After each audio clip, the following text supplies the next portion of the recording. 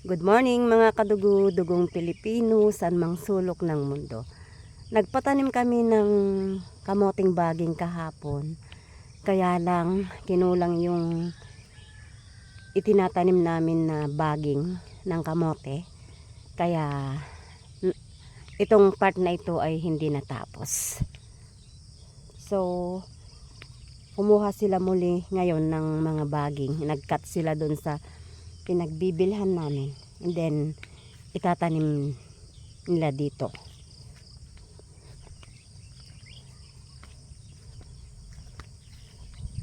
Hanggang dito mga kadugo yung part na hindi natamnan. Ayan. Ito naman yung mula dito yung part na natamnan. Bale 70 na tudling lahat mga kadugo yung kamoting baging na aming itatanim kung matatapos lahat.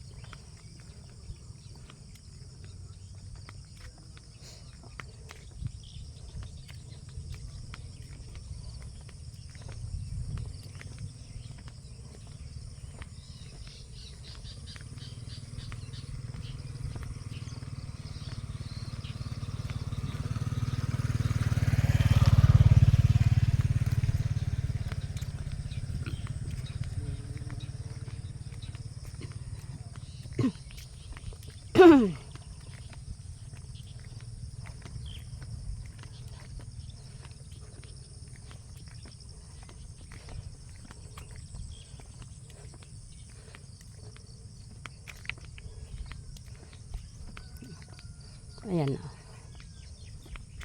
Ayan mga kadugo. Ang gandang tignan ngayon mga kadugo itong part ng Bugoy's Farm na natamnan ng saging. Kasi malinis.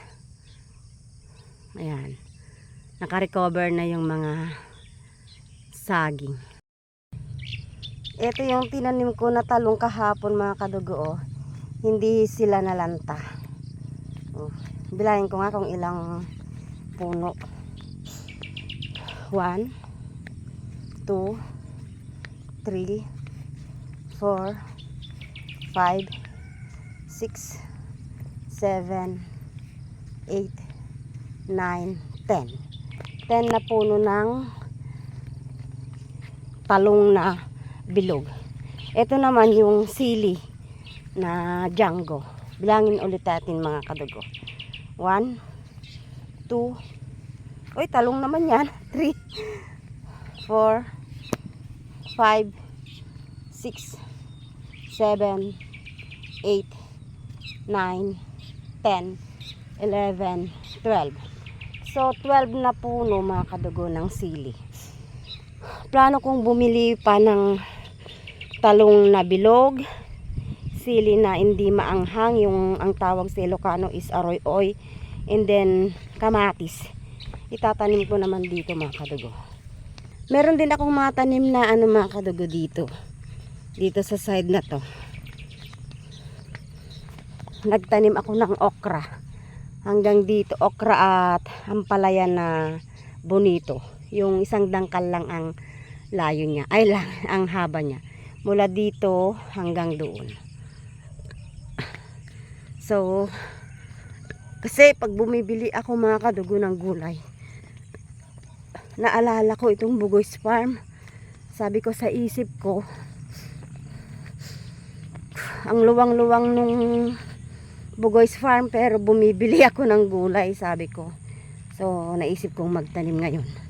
Dati 'di ba, maramihan yung mga tinatanim kong gulay.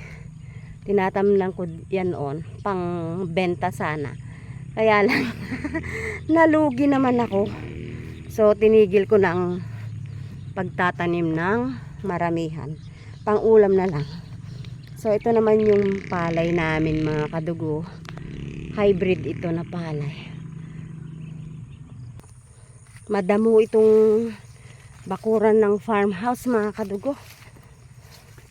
Ito yung mga pipino ng aking kapatid. Ito yung tinira ng bagyo mga kadugo. 6 na bagyo. Ayan. Nagha-harvest na siya dito. Nagtitinda na siya. Bali, 40 pesos ang isang kilo. Ay, ang lalaki nun mga kadugo. Hindi niya nakita siguro kahapon. Namitas siya kahapon. 7 kilos. Mas maganda dito. So, yun lang ang aking video sa umagang ito, mga kadugo. Maraming salamat sa mga nagsusubscribe at sa mga patuloy na bumibili. Ay, bumibili. Nanonood, mga kadugo. Ingat po tayo palagi. Lagi nating tatandaan. God loves us so much. Hindi niya tayo pababayaan. Maniwala, magtiwala, umasa. Sumunod lang tayo sa kanyang mga salita. Bye-bye!